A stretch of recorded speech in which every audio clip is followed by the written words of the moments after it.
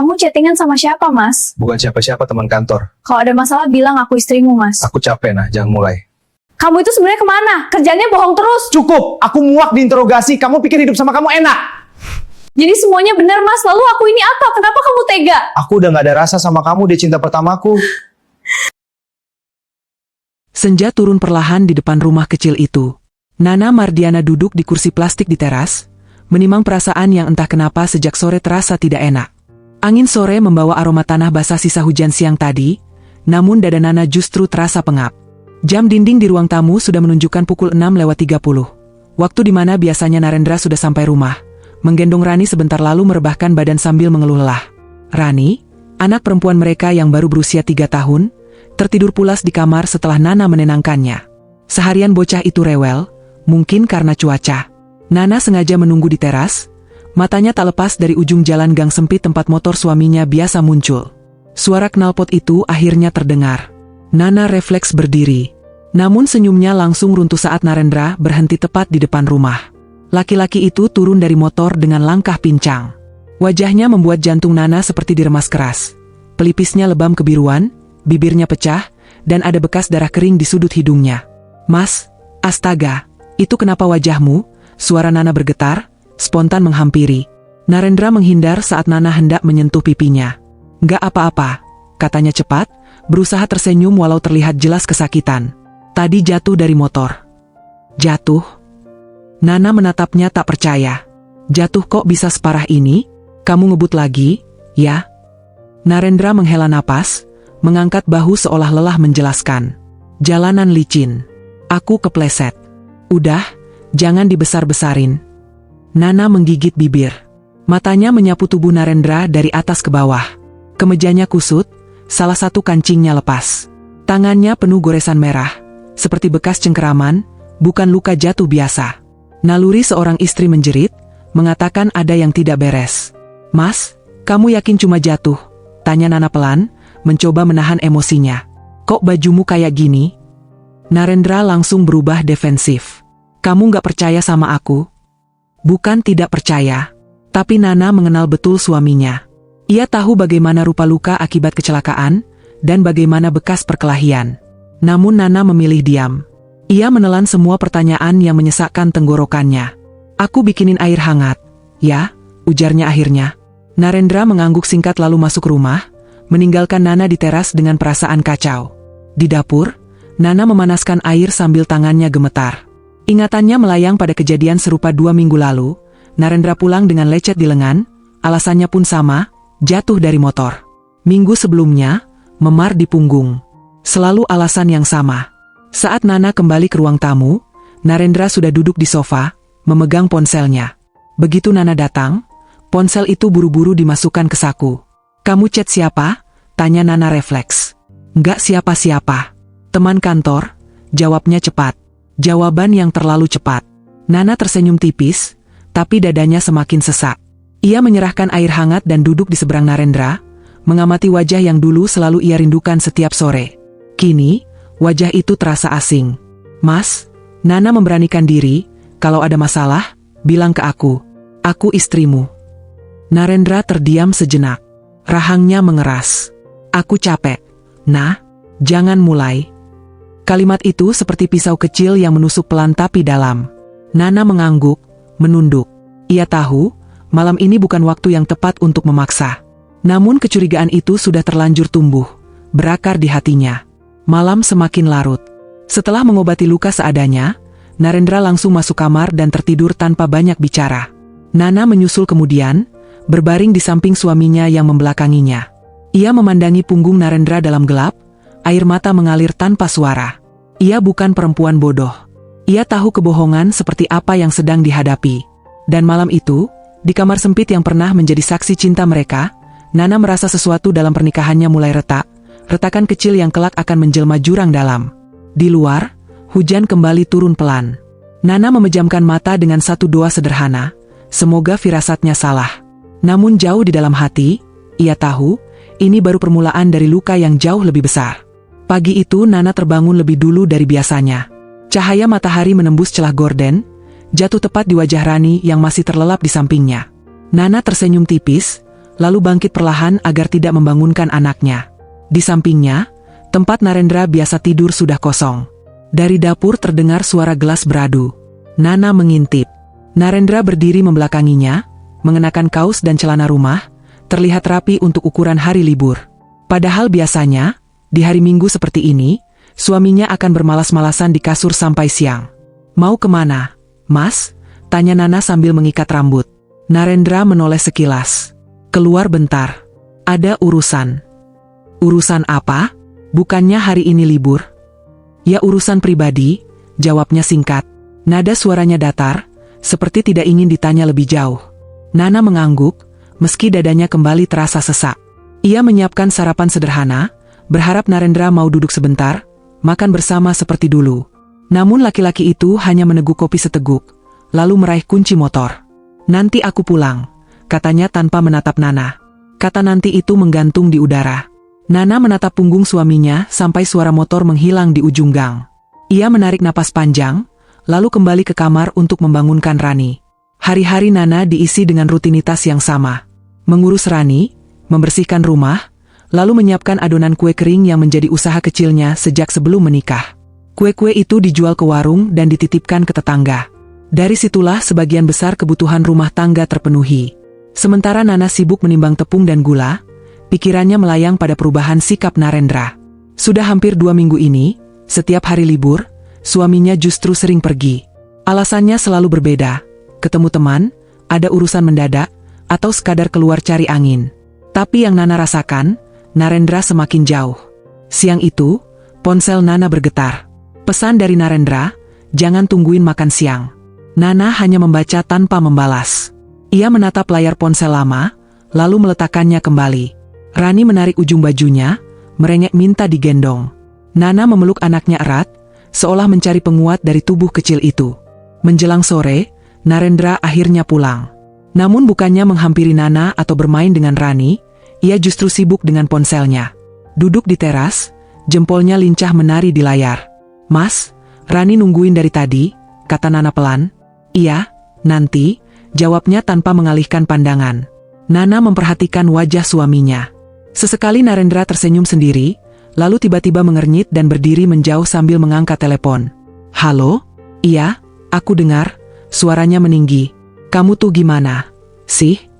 Narendra berjalan mondar-mandir di halaman, nada suaranya berubah-ubah. Kadang terdengar marah, kadang melembut, bahkan sesekali diselipi tawa kecil yang membuat hati Nana tercekat. Tawa yang sudah lama tidak ia dapatkan sebagai istri. Setelah menutup telepon, Narendra kembali duduk. Wajahnya tampak cerah, jauh berbeda dari raut lelah yang biasa Nana lihat. "Siapa yang nelepon?" tanya Nana, mencoba terdengar biasa. "Teman," jawab Narendra cepat. "Teman siapa kok sampai marah-marah begitu?" Narendra menatap Nana sekilas, lalu memalingkan wajah. "Kamu banyak nanya." Kalimat itu membuat Nana terdiam. Ia menelan ludah, memilih kembali ke dapur. Dari sana, ia masih bisa melihat bayangan Narendra yang kembali tersenyum sambil mengetik pesan. Malam pun tiba. Setelah makan, Narendra kembali keluar rumah dengan alasan membeli rokok. 1 jam berlalu, 2 jam, Narendra belum juga pulang. Nana duduk di ruang tamu sambil menenangkan Rani yang terbangun dan mencari ayahnya. "Ayah kemana, Bu?" tanya Rani dengan mata sayu. "Sebentar lagi pulang," jawab Nana sambil tersenyum paksa. Namun sampai Rani tertidur kembali, Narendra belum juga muncul. Nana menunggu dengan perasaan campur aduk, lelah, cemas, dan curiga. Ia mulai bertanya-tanya dalam diam, pada siapa sebenarnya perhatian suaminya kini tertuju. Saat jam dinding menunjukkan pukul 11 malam, barulah suara motor terdengar. Nana berdiri, menunggu di balik pintu. Narendra masuk dengan wajah santai, seolah tidak terjadi apa-apa. "Kok lama?" tanya Nana lirih. Narendra melepas jaketnya. "Ketemu teman." Jawaban itu kembali diulang. Nana mengangguk pelan, meski hatinya menolak percaya. Malam itu, Nana kembali tidur membelakangi suaminya. Dalam gelap, ia menyadari satu hal yang menyakitkan. Narendra kini lebih sering pergi, dan setiap kepergiannya membawa Nana semakin dekat pada kebenaran yang belum siap ia hadapi. Pagi itu udara terasa panas meski matahari belum tinggi. Nana baru saja selesai menyuapi Rani ketika suara motor berhenti mendadak di depan rumah. Disusul ketukan keras di pintu, bertalu-talu, tidak seperti tamu yang datang dengan sopan. Nana mengernyit. Jarang ada orang datang sepagi itu. Ia menggendong Rani dan melangkah ke pintu. Begitu dibuka, berdirilah seorang laki-laki yang dikenalnya sekilas. Reza, teman kantor Narendra. Wajahnya tegang, rahangnya mengeras, napasnya memburu seolah menahan amarah. Mas Reza? Nana terkejut. Ada apa pagi-pagi begini? Tanpa menjawab, Reza melongo ke dalam rumah. Narendra ada? Belum pulang. Masuk dulu. Nana mempersilakan dengan perasaan tidak enak. Belum sempat Reza melangkah, suara motor lain menyusul. Nana menoleh, jantungnya berdegup kencang saat melihat Narendra turun dari motor. Wajah suaminya berubah seketika begitu melihat Reza berdiri di teras. Kamu ngapain kesini? Suara Narendra meninggi. Reza tertawa sinis. Harusnya gue yang nanya. Lo kira gue bodoh? Nana terpaku di antara mereka. Ia mengeratkan gendongannya pada Rani yang mulai gelisah. Mas, ada apa ini? Tanya Nana gugup. Masuk aja, Nana, ujar Narendra ketus. Ini urusan gue sama dia. Reza melangkah masuk tanpa menunggu izin, tatapannya tajam ke arah Narendra. Urusan lo? Jangan sok bersih. Gara-gara lo, semuanya jadi berantakan. Narendra mendorong bahu Reza. Jaga mulut lo di rumah gue. Reza membalas dorongan itu. Rumah lo? Lo punya muka bawa masalah lo ke sini? Nana berdiri gemetar. Tolong, jangan ribut di sini. Ada anak kecil. Namun kedua laki-laki itu seperti tuli. Emosi mereka sudah terlanjur meluap. Reza menunjuk wajah Narendra dengan telunjuk gemetar. Gue udah bilang, jangan ganggu dia. Tapi lo keras kepala. Sekarang lo mau ambil semuanya, ya? Narendra mencengkeram kerah baju Reza. Dia bukan punya lo. Kata dia membuat jantung Nana seperti berhenti. Nana menatap mereka bergantian. Dia siapa, Mas? Suaranya nyaris tak terdengar. Reza menoleh ke Nana, lalu tertawa pahit. Tanya suami lo. Dia jago main belakang. Narendra mendorong Reza hingga hampir terjatuh. Keluar lo dari rumah gue.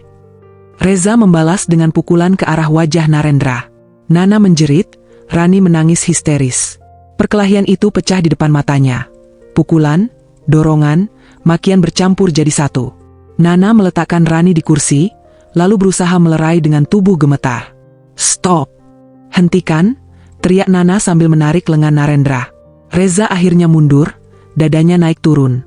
Lo pikir gue bakal diam aja?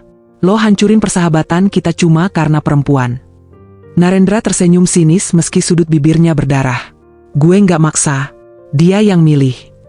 Reza mengepalkan tangan. Dasar brengsek.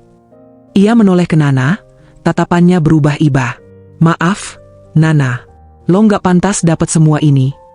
Kalimat itu menusuk Nana lebih dalam daripada teriakan mereka. Mas Reza, maksudnya apa? Tolong jelasin. Namun Reza hanya menggeleng. Suami lo tahu. Reza melangkah pergi, meninggalkan suasana rumah yang porak-poranda. Nana berdiri terpaku. Tangis Rani kembali pecah, membuat Nana tersadar. Ia memeluk anaknya erat, sementara matanya menatap Narendra yang kini terduduk lemas di sofa. Mas, Nana mendekat, suaranya bergetar hebat. Kalian ribut soal apa? Soal perempuan siapa? Narendra mengusap wajahnya kasar. Gak usah ikut campur. Ini rumah tangga kita. Suara Nana meninggi untuk pertama kalinya. Aku istrimu. Narendra berdiri, menatap Nana tajam. Justru karena itu, jangan bikin tambah rumit. Kata-kata itu membuat Nana terdiam. Ia melihat dengan jelas, ada sesuatu yang disembunyikan Narendra. Sesuatu yang membuatnya rela kehilangan teman, bahkan mengorbankan ketenangan rumah tangganya sendiri. Hari itu, Nana duduk di ruang tamu yang sunyi, memandangi bekas perkelahian, kursi tergeser, gelas pecah. Hatinya pun tak kalah hancur. Ia mungkin belum tahu siapa perempuan yang diperebutkan, tapi Nana tahu satu hal pasti. Ada seorang wanita yang telah merenggangkan persahabatan suaminya, dan perlahan menghancurkan pernikahannya. Hari-hari berikutnya, Nana mencoba kembali tenggelam dalam rutinitasnya, seolah pertengkaran besar itu tak pernah terjadi. Ia bangun pagi, menyiapkan sarapan, memandikan Rani, lalu mulai sibuk di dapur kecilnya.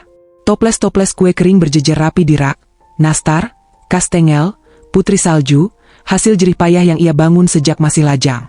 Usaha kecil itulah yang selama ini menjadi kebanggaannya. Dari tangannya sendiri, Nana merasa masih punya kendali atas hidupnya, meski rumah tangganya mulai goyah. Ia mengaduk adonan sambil sesekali melirik Rani yang bermain di lantai, tertawa kecil dengan bonekanya. Sore itu, Narendra pulang lebih awal dari biasanya. Nana sempat heran, namun ia menyambut suaminya seperti biasa. Narendra duduk di kursi dapur, memperhatikan Nana bekerja. Tatapannya berbeda, lebih lembut, bahkan tersenyum kecil. "Capek?" tanya Narendra tiba-tiba. Nana menoleh, sedikit terkejut. "Lumayan." Narendra berdiri, mendekat. "Kamu hebat, Nah. Bisa ngurus anak, rumah, masih sempat usaha." Pujian itu terasa asing. Nana tersenyum tipis, tapi hatinya waspada. Sudah lama Narendra tidak bersikap selembut ini. "Nah," suara Narendra merendah, "aku mau ngomong sesuatu." Nana menghentikan tangannya. "Ngomong apa?" Narendra menarik kursi, duduk lebih dekat. "Aku kepikiran buat investasi. Lumayan besar keuntungannya." "Investasi apa?" Nana mengernyit. "Ya, usaha bareng teman," jawab Narendra samar. "Modalnya nggak terlalu besar, tapi aku lagi butuh dana cepat." Nana terdiam. "Terus?" Narendra menatap mata Nana dalam-dalam. "Aku mau pinjam uang tabunganmu." Seolah seseorang menuangkan air dingin ke tubuhnya, Nana langsung kaku. "Tabungan yang mana?" "Yang kamu simpan di lemari. Yang hasil jualan kue itu." Nana menghela napas. "Mas, itu buat cadangan Rani. Kamu tahu sendiri." "Aku bakal ganti, Nah," potong Narendra cepat. "Ini buat masa depan kita juga." Nada suara dan tatapan penuh harap itu membuat Nana bimbang. Ia ingat betapa kerasnya ia bekerja mengumpulkan uang itu, menyisihkan sedikit demi sedikit. Namun Narendra adalah suaminya, ayah dari anaknya. "Kapan dikembalikan?" tanya Nana ragu. "Sebentar lagi, percaya sama aku," jawab Narendra sambil menggenggam tangan Nana. Entah karena lelah atau karena masih menyimpan harapan, Nana akhirnya mengangguk. Malam itu, ia menyerahkan tabungan yang selama ini ia jaga seperti nyawa sendiri. Narendra memeluknya singkat, berjanji berkali-kali. Hari-hari berlalu. Uang itu lenyap tanpa kabar. Setiap kali Nana menanyakan, Narendra selalu punya alasan. "Belum cair, masih diputar, sabar sedikit lagi." Hingga suatu siang, saat Nana sedang menata kue pesanan, seseorang datang ke rumah. "Assalamualaikum." Nana membuka pintu. Seorang pria berdiri di sana, wajahnya terlihat canggung. Ia mengenalinya, Arif, salah satu teman kantor Narendra. "Waalaikumsalam." "Ada apa, Mas?" tanya Nana. Arif menunduk sejenak sebelum berbicara. Aku cuma nggak enak, Mbak." Hati Nana berdegup. "Nggak enak kenapa?" Arif menghela napas panjang. "Soal uang yang Mas Narendra pinjam dari Mbak." Nana menggenggam pintu. "Kenapa dengan uang itu?" Arif menatap Nana dengan sorot penuh rasa bersalah. "Uang itu bukan buat investasi, Mbak." Dunia Nana seperti runtuh. "Terus buat apa?" Arif menelan ludah. "Buat taruhan." "Kartu?" suara Nana bergetar. Arif menggeleng. "Bukan. Taruhan, soal perempuan." Nana merasa kakinya lemas. "Perempuan siapa?" "Janda yang lagi diperebutkan itu, Mbak," jawab Arif lirih. "Mas Narendra sama temannya taruhan. Siapa yang berhasil dapetin hati perempuan itu, dia yang menang." Nana menutup mulutnya, air mata langsung tumpah. Dadanya sesak, napasnya pendek-pendek. "Jadi, uangku dipakai Mas Narendra?" potong Arif cepat. "Aku sumpah, aku nggak setuju. Tapi aku nggak bisa diam terus. Mbak berhak tahu." Arif pamit dengan wajah muram, meninggalkan Nana yang terduduk di lantai. Rani mendekat, memeluk ibunya yang terisak tanpa suara. Seluruh tubuh Nana gemetar, bukan hanya karena marah, tapi karena hancur. Malam itu, Nana menunggu Narendra pulang dengan dada penuh amarah dan kekecewaan. Tabungannya bukan hanya uang, itu adalah kepercayaan. Dan malam itu, Nana sadar, suaminya bukan sekadar menyembunyikan sesuatu. Narendra telah mempertaruhkan rumah tangganya sendiri demi seorang janda yang bahkan belum tentu memilihnya.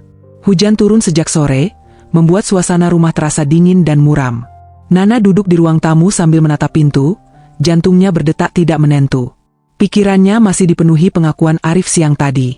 Tabungannya, keringatnya, harga dirinya, semua dipertaruhkan oleh suaminya sendiri. Jam dinding berdetak pelan, menunjukkan pukul 10 malam. Biasanya Narendra sudah pulang sejak 1 jam lalu. Nana mencoba menenangkan diri, memeluk Rani yang tertidur di pangkuannya. Namun perasaan tidak enak itu kembali datang, lebih kuat dari sebelumnya. Suara motor berhenti mendadak di depan rumah. Nana berdiri cepat, hampir berlari membuka pintu. Begitu pintu terbuka, tubuhnya langsung kaku. Narendra berdiri di sana dalam kondisi yang jauh lebih parah dari sebelumnya. Wajahnya babak belur, mata kirinya bengkak, pelipisnya berdarah, bibirnya pecah hingga darah mengalir tipis. Kemejanya kusut dan robek di bagian lengan. "Mas," suara Nana tercekat. "Astaga, ini kenapa lagi?" Narendra masuk tanpa menjawab, melempar jaketnya sembarangan. Nana mengikuti dengan langkah gemetar, meletakkan Rani di sofa. "Kamu berantem lagi?" Nana mencecar, tak mampu menahan emosinya. "Sama siapa? Mas, kamu ini punya musuh apa sih?" Narendra meneguk air dari galon, wajahnya menahan sakit. "Aku bilang juga apa? Jatuh." "Jatuh?" Nana tertawa getir. "Jatuh dari mana sampai mata lebam begitu? Mas, aku bukan anak kecil." Narendra menghentakkan galon. "Kamu mau apa sih? Capek aku." Nana mendekat, air matanya mulai mengalir. "Aku mau kejujuran. Aku istrimu. Uang tabunganku kamu pakai buat apa, Mas?" Narendra terdiam sejenak. Tatapannya berubah tajam. "Siapa yang bilang soal uang itu?" "Jadi benar?" Suara Nana meninggi. "Kamu pakai uangku buat taruhan perempuan itu?" Narendra mengusap wajahnya kasar. "Jangan ikut campur urusan gue." Kalimat itu seperti tamparan keras. Nana menahan tangis, tapi suaranya bergetar hebat. "Itu bukan urusan kamu sendiri. Itu uangku, uang buat anak kita." Narendra mendekat, tubuhnya tinggi menjulang, membuat Nana mundur setapak. "Kamu dengar ya, Nana? Jangan dengar omongan orang. Orang itu temanmu sendiri." Nana berteriak. "Kamu tega banget, Mas. Demi perempuan itu, kamu pertaruhkan semuanya." Narendra membanting kursi hingga terjatuh. Rani terbangun dan menangis kencang. Nana tersentak, berlari memeluk anaknya. "Lihat." Nana menunjuk Rani sambil menangis. "Anakmu ketakutan gara-gara kamu." Narendra justru semakin emosi. "Berisik. Jangan bawa-bawa anak." Air mata Nana jatuh deras. "Kalau bukan aku yang jaga rumah ini, siapa? Mas? Kamu kemana-mana, pulang babak belur, bohong terus." Narendra mendorong meja hingga bergeser. "Aku muak diinterogasi. Kamu pikir hidup sama kamu enak? Isinya cuma ngatur dan curiga." Kata-kata itu membuat Nana terdiam. Ia menatap suaminya dengan pandangan kosong. "Jadi selama ini, kamu anggap aku beban?" Narendra membuang muka. "Aku butuh kebebasan." Nana tersenyum pahit. "Kebebasan buat ngejar janda itu?" Narendra menoleh cepat, matanya merah. "Jangan sebut dia." Suasana memanas. Pertengkaran itu berubah menjadi hujan kata-kata menyakitkan yang tak bisa ditarik kembali. Nana menangis sambil memeluk Rani erat. Sementara Narendra mondar-mandir seperti singa terluka. "Mas, aku cuma mau rumah tangga ini baik-baik saja," kata Nana lirih, hampir berbisik. "Kenapa kamu berubah sejauh ini?" Narendra berhenti, menatap Nana lama. Wajahnya menunjukkan kelelahan sekaligus amarah. "Karena aku capek pura-pura bahagia." Kalimat itu menutup segalanya. Nana merasa ada sesuatu yang runtuh di dadanya. Malam itu, Narendra tidur di ruang tamu, sementara Nana mengunci diri di kamar bersama Rani. Di balik pintu yang tertutup, Nana menangis tanpa suara, menyadari bahwa suaminya bukan hanya pulang dengan wajah babak belur, ia pulang membawa kehancuran yang semakin nyata dalam rumah tangga mereka. Pagi itu Nana terbangun dengan mata bengkak dan kepala berat. Rani masih terlelap di sampingnya, memeluk lengan ibunya seolah takut ditinggal. Nana mengusap wajah anaknya pelan, lalu bangkit perlahan. Dari ruang tamu terdengar suara televisi menyala, tapi tak ada suara manusia. Narendra sudah bangun. Ia duduk di sofa, menatap layar kosong tanpa benar-benar menonton. Wajahnya masih lebam, tapi ekspresinya dingin. Tak ada sapaan, tak ada penjelasan. Mereka seperti dua orang asing yang terjebak di rumah yang sama. Nana menyiapkan sarapan dalam diam. Piring disusun, nasi ditanak, telur digoreng. Biasanya, kegiatan sederhana itu diselingi obrolan ringan. Kini yang terdengar hanya bunyi sendok dan panci. Keheningan itu lebih menyakitkan daripada pertengkaran semalam. "Mas mau sarapan?" tanya Nana akhirnya. "Enggak," jawab Narendra singkat. Ia berdiri, meraih jaket, lalu pergi tanpa pamit. Nana menatap pintu yang tertutup, napasnya terasa berat. Ia sudah terlalu sering melihat punggung itu menjauh. Setiap kepergian Narendra seperti membawa sebagian jiwanya pergi, menyisakan kehampaan. Hari-hari berikutnya berlalu dengan pola yang sama. Narendra jarang di rumah. Pulang larut, pergi pagi-pagi, atau bahkan tak pulang sama sekali. Sementara Nana sibuk mengurus Rani dan usahanya, kabar-kabar tak sedap mulai berdesir di sekitarnya. Dari tetangga, dari pelanggan, dari bisik-bisik yang pura-pura tak sengaja terdengar. Katanya suaminya Mbak Nana lagi dekat sama janda muda di kantor. Ya? Kabarnya cinta lamanya. Setiap bisikan itu seperti menampar wajah Nana. Awalnya ia menyangkal, membela suaminya. Namun semakin sering ia mendengar, semakin lemah pertahanannya. Hatinya lelah menolak kenyataan. Suatu sore, Nana menerima pesan dari nomor tak dikenal. Isinya singkat, namun cukup untuk membuat tangannya gemetar. "Mas Narendra sering kelihatan bareng seorang perempuan. Maaf kalau lancang, Mbak." Nana menatap layar ponsel lama. Ia ingin marah, ingin memblokir, ingin menganggap semuanya fitnah. Tapi ingatannya melayang pada tawa Narendra saat menerima telepon, pada senyum-senyum yang tak lagi ia dapatkan. Malam itu, pertengkaran kembali pecah. Nana menunggu Narendra pulang, duduk di ruang tamu dengan hati berdebar. Begitu Narendra masuk, Nana langsung berdiri. "Mas, jujur sama aku," katanya tegas, meski suaranya bergetar. "Kamu masih cinta sama aku atau tidak?" Narendra melepas sepatunya kasar. "Kenapa tiba-tiba?" "Karena aku capek dibohongi." Nana meninggikan suara. "Aku dengar semuanya. Kamu ngejar perempuan lain." Narendra terdiam, lalu tertawa kecil yang menyakitkan. "Terus kenapa?" Jawaban itu menghancurkan sisa harapan Nana. "Jadi benar?"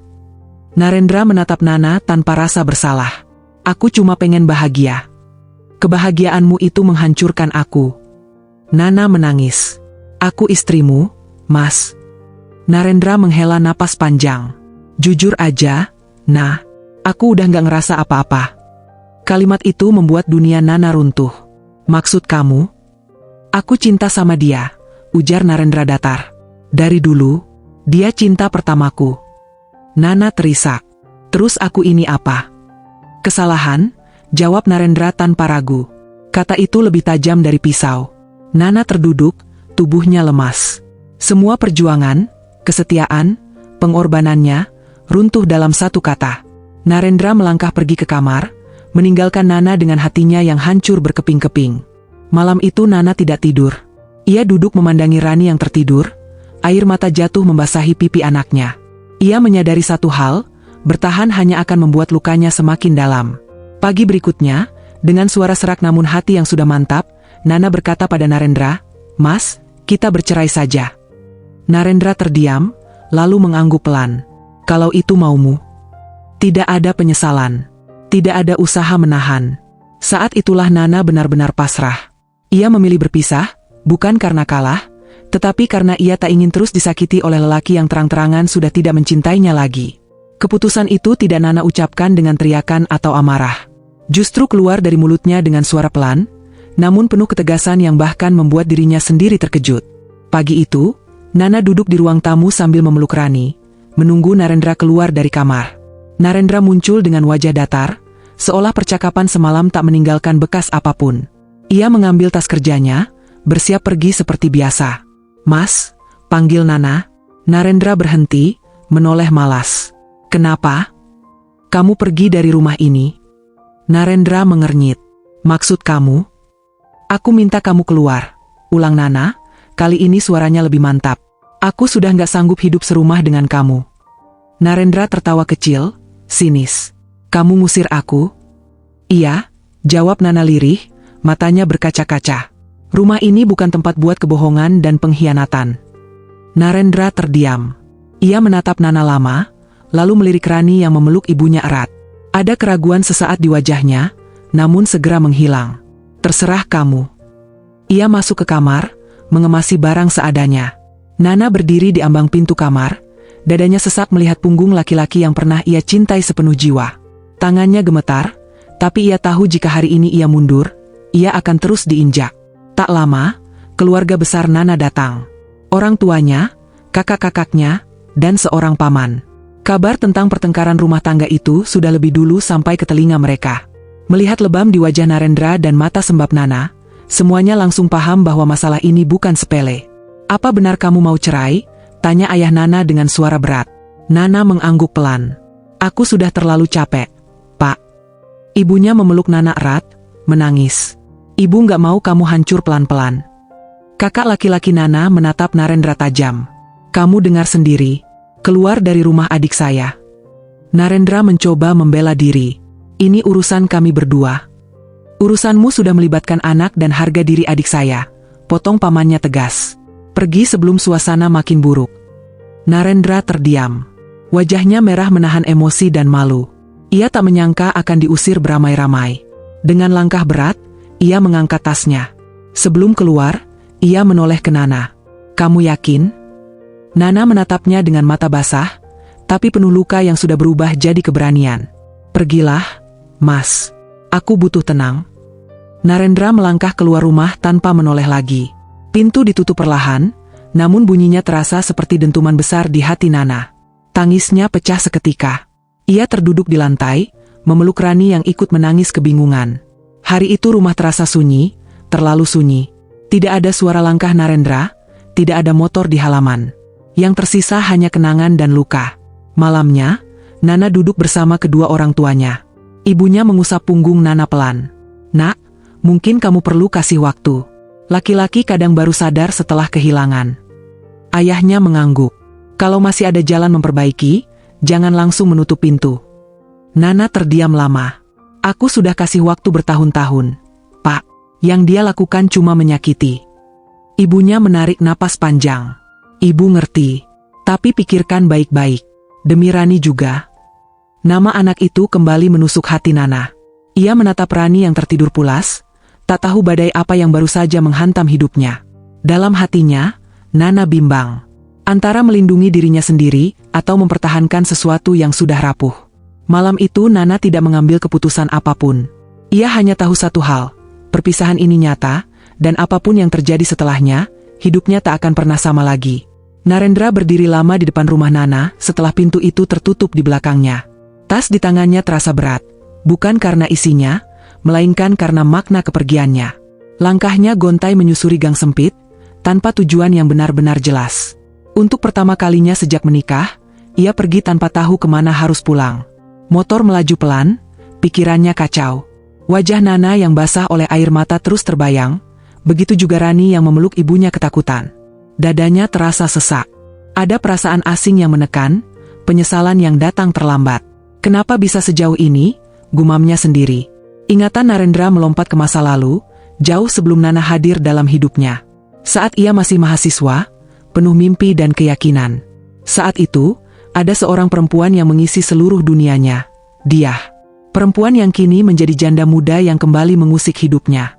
Dia adalah cinta pertama Narendra. Mereka bertemu di kampus, jatuh cinta dengan cepat, namun juga berpisah dengan pahit. Orang tua dia menentang hubungan mereka. Narendra dianggap tak punya masa depan. Cinta itu kandas sebelum sempat diperjuangkan.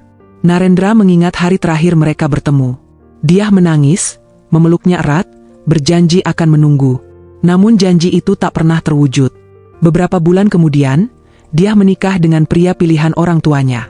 Sejak saat itu, Narendra berusaha mengubur perasaannya. Ia bertemu Nana, perempuan sederhana, tulus, dan penuh perhatian. Nana mencintainya tanpa syarat. Bersama Nana, Narendra membangun rumah tangga yang tenang. Namun ketenangan itu rupanya tak pernah benar-benar memadamkan api lama di hatinya. Bertahun-tahun kemudian, takdir mempertemukan mereka kembali. Dia datang sebagai janda. Sendiri. Rapuh. Saat pertama kali bertemu lagi, jantung Narendra berdegup tak karuan. Semua kenangan lama menyerbu tanpa ampun. Sejak saat itu, Narendra terjebak. Ia merasa seperti kembali menjadi laki-laki muda yang tergila-gila. Ia lupa bahwa ia telah memiliki istri dan anak. Lupa bahwa kebahagiaan yang ia cari justru telah ia genggam. Motor berhenti di depan rumah orang tuanya. Rumah tua dengan ket kusam itu menyambutnya dengan sunyi. Narendra memarkir motor, menghela napas panjang sebelum masuk. Ibunya keluar dari dapur, terkejut melihat kondisi anaknya. Astaga, Nar, kenapa wajahmu? Aku mau tinggal di sini dulu, Bu, jawab Narendra lelah. Ibunya menatapnya penuh tanya, namun tak memaksa. Ia mengobati luka-luka di wajah Narendra sambil menggeleng sedih. Kamu berantem lagi? Narendra hanya diam. Malam itu, ia berbaring di kamar lamanya. Kamar yang penuh kenangan masa muda. Dalam gelap, ia menatap langit-langit, merasa kosong. Bayangan Nana kembali muncul. Kesabaran, ketulusan, dan pengorbanannya. Baru kini Narendra menyadari, ia telah menyanyiakan perempuan yang mencintainya dengan sepenuh hati. Namun bayangan dia pun ikut hadir, tersenyum lembut seperti dulu. Dua perasaan itu bertabrakan, membuat kepala Narendra pening. Ia tak tahu mana yang lebih ia sesali, kehilangan Nana, atau kegagalannya memiliki cinta pertamanya. Hari-hari berikutnya Narendra habiskan di rumah orang tuanya. Ia jarang keluar, lebih sering mengurung diri. Alasan menenangkan diri ia gunakan untuk menutupi kebingungannya sendiri. Di antara diam dan penyesalan, Narendra mulai menyadari satu hal pahit. Masa lalu yang ia kejar mungkin bukanlah jalan pulang, melainkan awal dari kehancurannya sendiri. Setelah beberapa minggu tinggal di rumah orang tuanya, Narendra merasa hidupnya anehnya justru lebih bebas. Tidak ada Nana yang menunggu kepulangan, tidak ada tatapan curiga, tidak ada pertanyaan yang membuatnya terpojok. Ia bisa pergi kapan saja, pulang sesuka hati, tanpa perlu menjelaskan apapun pada siapapun. Kebebasan itu membuatnya merasa berani. Berani melakukan hal yang selama ini hanya ia simpan dalam angan. Narendra mulai sering keluar rumah, menemui dia tanpa rasa bersalah. Baginya, inilah kesempatan yang selama ini ia tunggu, kesempatan untuk mengulang kisah cinta yang pernah kandas. Suatu sore, mereka bertemu di sebuah kafe kecil di pinggir kota. Tempat yang sengaja dipilih dia karena sepi dan jauh dari keramaian. Dia duduk anggun di seberang meja, rambutnya terurai rapi, wajahnya masih cantik meski ada gurat lelah yang tak bisa disembunyikan. Kamu kelihatan kurusan, kata dia membuka percakapan. Narendra tersenyum kecil. Banyak pikiran. Masalah rumah tangga? Tanya dia hati-hati. Narendra mengangguk. Aku udah pisah rumah sama Nana. Dia terdiam sejenak. Tatapannya berubah sendu, bukan bahagia seperti yang Narendra bayangkan. Namun hal itu tak mengendurkan niatnya. Dadanya berdebar. Ia merasa inilah saat yang tepat. Dia, ucap Narendra pelan, menatap perempuan itu dalam-dalam. Aku gak pernah berhenti mikirin kamu. Dari dulu. Dia mengangkat wajahnya, menatap Narendra lama. Keheningan di antara mereka terasa berat. Narendra melanjutkan, suaranya bergetar. Aku ninggalin rumah tanggaku, karena aku sadar, perasaanku ke kamu belum pernah mati. Kata-kata itu keluar dengan jujur, tanpa sisa. Narendra menunggu, berharap ada senyum atau balasan yang sama. Namun yang ia dapatkan justru helaan napas panjang dari dia. Nar, kata dia lirih, kamu salah paham. Narendra mengernyit. Maksud kamu? Dia memalingkan wajah sejenak, lalu kembali menatapnya. Aku nyaman sama kamu. Aku anggap kamu teman lama yang baik. Tapi perasaanku nggak seperti yang kamu kira. Kalimat itu membuat jantung Narendra mencelos. Tapi, selama ini kamu sering cari aku. Kamu perhatian. Dia tersenyum tipis, penuh rasa bersalah. Aku nggak pernah ngajak kamu lebih dari sekadar ngobrol. Lalu soal kita dulu, suara Narendra meninggi, dadanya mulai sesak. Kamu nggak mau coba lagi? Dia menggeleng pelan. Aku belum siap, Nar. Luka masa lalu itu masih ada. Orang tuaku masih sama. Dan aku nggak mau mengulang cerita yang sama. Narendra menunduk. Tangannya mengepal di bawah meja. Aku rela ngelakuin apa saja buat kamu. Dia terkejut. Jangan bilang begitu. Kamu punya istri dan anak. Aku udah pisah, bantah Narendra cepat. Justru kalimat itu membuat wajah dia semakin muram. Itu yang bikin aku nggak tenang. Aku nggak mau jadi alasan hancurnya rumah tangga orang. Narendra terdiam. Nafasnya terasa berat. Namun pukulan terkeras belum datang. Dan ada satu hal lagi, lanjut dia pelan.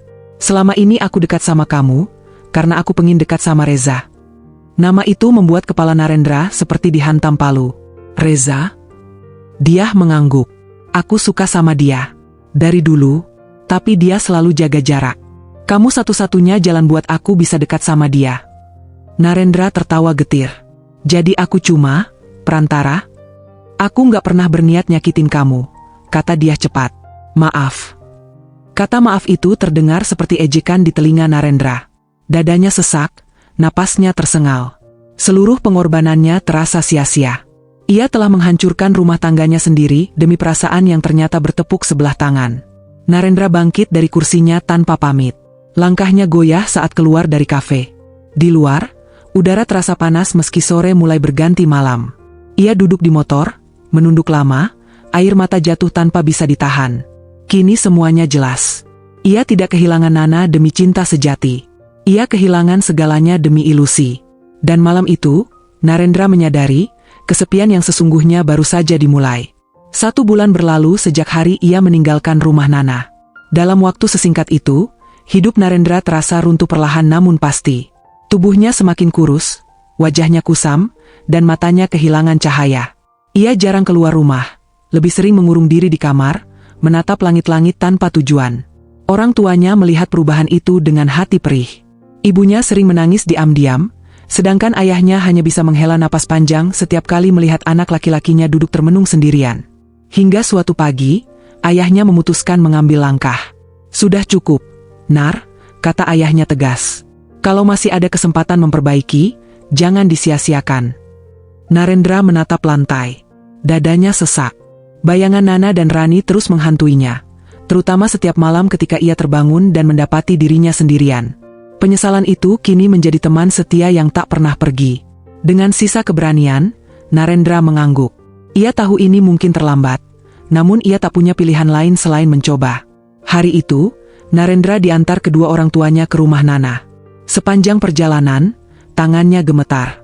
Jantungnya berdegup kencang saat motor berhenti di depan rumah yang dulu ia sebut rumah tangga. Rumah itu tampak sama, namun terasa sangat jauh. Nana membuka pintu dengan wajah terkejut.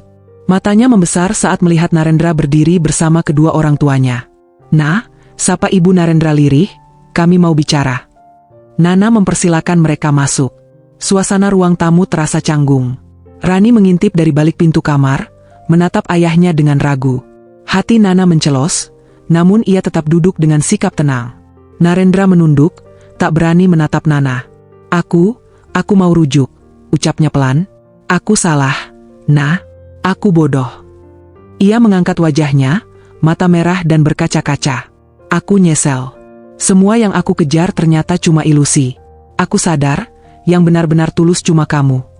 Nana mendengarkan dalam diam. Setiap kata Narendra seperti membuka luka lama yang belum sepenuhnya sembuh. Tangannya mengepal di pangkuan. Aku mohon, lanjut Narendra, suaranya pecah. Aku janji berubah. Demi kamu, demi Rani. Ia turun dari kursinya, berlutut di hadapan Nana. Kedua orang tuanya terkejut, namun tak mencegah. Narendra bersujud, menempelkan dahinya ke lantai. Maafin aku, Nah, pulanglah aku ke rumah ini. Tangis Narendra pecah. Pemandangan itu membuat ibu Narendra ikut menangis. Namun Nana tetap diam. Dadanya sesak, hatinya berperang antara luka dan rasa iba. Pelan, Nana berdiri. Suaranya tenang, meski matanya basah. Mas, aku sudah terlalu sering memaafkan. Dan setiap kali aku memaafkan, kamu mengulanginya. Narendra menggeleng keras. Kali ini beda. Aku nggak sanggup ambil risiko itu lagi, jawab Nana lirih. Aku butuh hidup yang tenang. Aku butuh melindungi diriku dan anakku. Narendra terisak. Aku masih cinta kamu. Nana tersenyum pahit. Cinta yang datang setelah segalanya hancur bukan lagi cinta, Mas. Itu penyesalan. Kalimat itu seperti vonis. Narendra terduduk lemas. Ayah dan ibunya hanya bisa menunduk, menyadari bahwa luka Nana terlalu dalam untuk disembuhkan dengan janji. Hari itu Narendra pulang dengan hati hancur. Harapan terakhirnya runtuh. Sejak saat itu, keadaannya semakin memburuk. Ia semakin sering mengurung diri, jarang makan, dan enggan berbicara. Penyesalan menggerogoti pikirannya siang dan malam. Sementara itu, Nana perlahan bangkit. Meski hatinya masih sakit, ia memilih berdiri demi Rani.